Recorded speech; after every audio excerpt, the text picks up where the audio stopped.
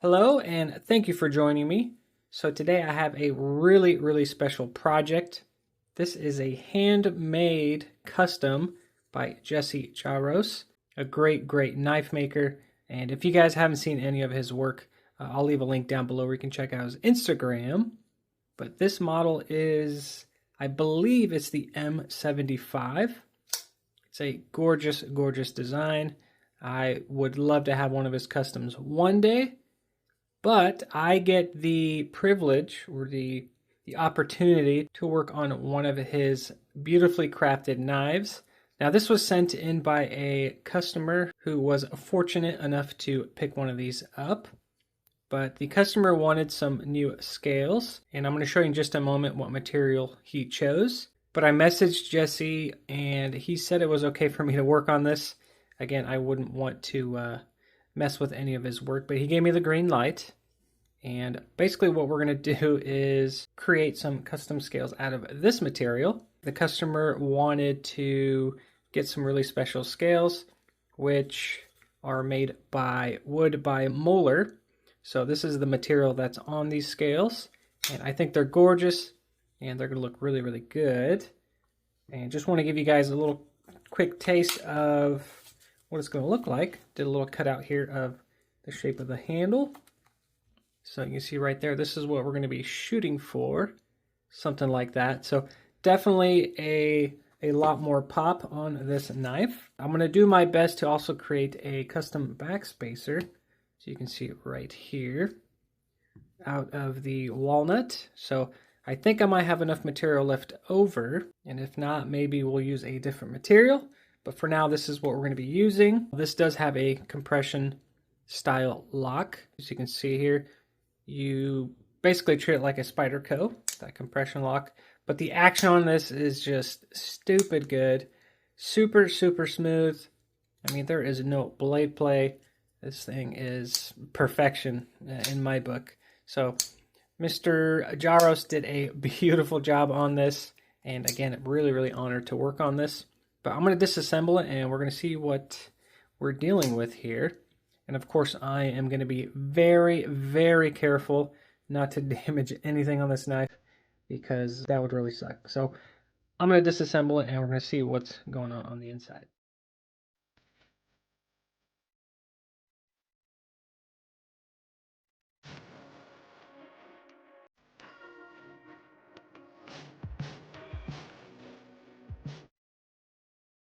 So here it is all disassembled, and my main focus was to get a close look at the scales. Thankfully, they're a simple setup. Now, the only challenge is going to be contouring and shaping the scales around the liners, because I really do not want to touch these liners, since if I do end up scratching them, then I won't be able to get that same finish. So I'm going to have to be very careful with that. I left this intact because I'll be finishing the scales first, and then I'll focus on the backspacer. So very simple setup, again, beautifully done. And we're going to go down into the workshop and get started.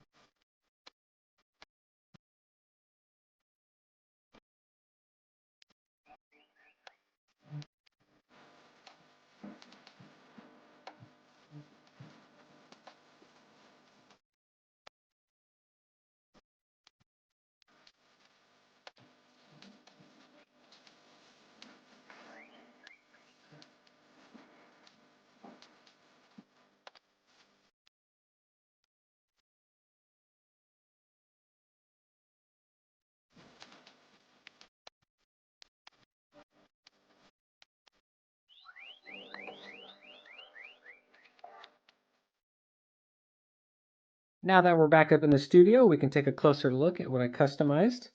And before we take a closer look, I just want to start off by saying that Mr. JAROSZ's work is amazing, and I hope I'm pronouncing his last name right. But Jesse knocked it out with this design. I'd say his work is perfect. It's really, really excellent.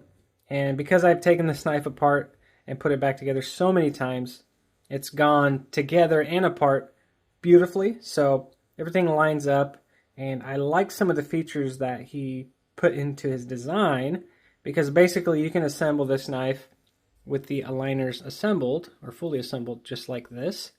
So really, really thankful that he designed it this way, because it made my life easier.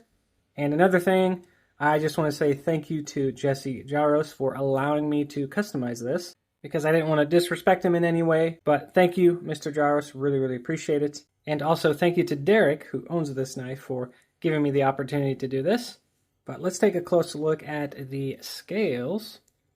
Now, the thing with these scales, or the material, was I only had one shot at this, so I really, really had to take my time and basically not mess up, because if I did, then this custom would not have happened.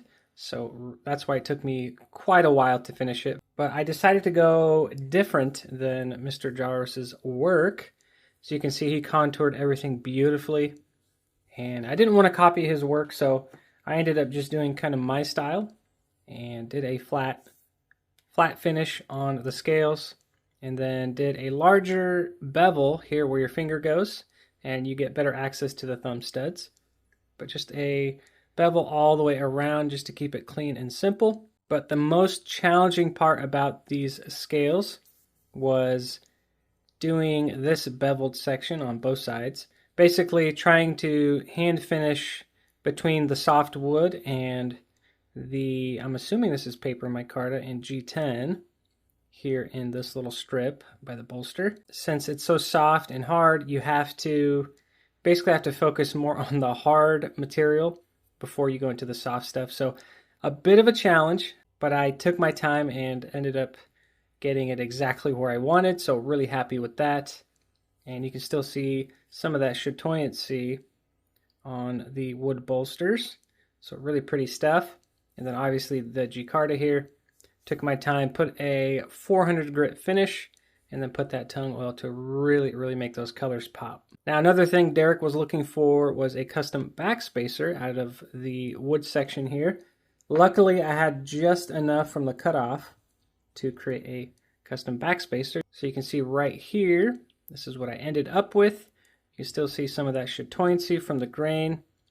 And I ended up leaving it just a little bit higher than the liners. And that was only because I didn't want to damage the liners, because if I ended up scratching them, then I would have been in big trouble and I wouldn't be able to refinish them. So I left it just a little bit higher, and then I beveled the outer edges. Let me see if I can get the camera to pick it up. But just to give that backspacer some character. And also, one of the reasons why he wanted a custom backspacer was to keep the tip covered. But I'll show you exactly what I'm talking about once I assemble it. Also, one last thing I did, since I was disassembling and reassembling this so much, I put little minor scratches on the pivot and the hardware, but I ended up refinishing all the hardware so it has that nice shine to it. No more scratches. So really made sure to keep this thing as pretty as possible. I mean, this is a beautiful custom, so I just wanted to complement it with the little details. But enough talking about it. Let's put this thing together and see what it looks like.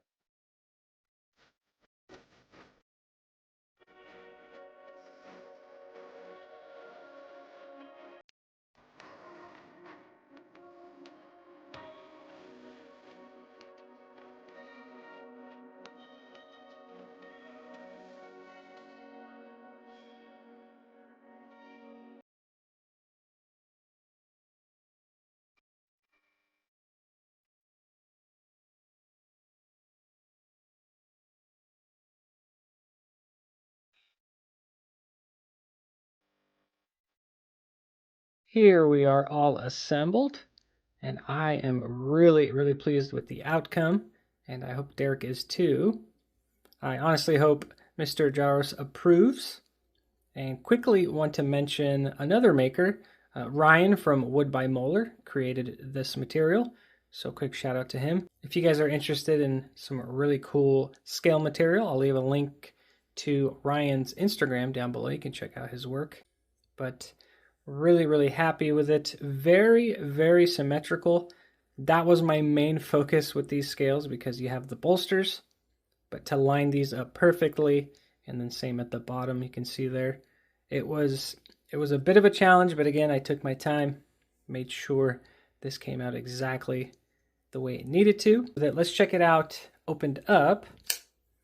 Great action, by the way. Mr. JAROSZ nailed the action on this one. But here it is opened up, pocket clip side.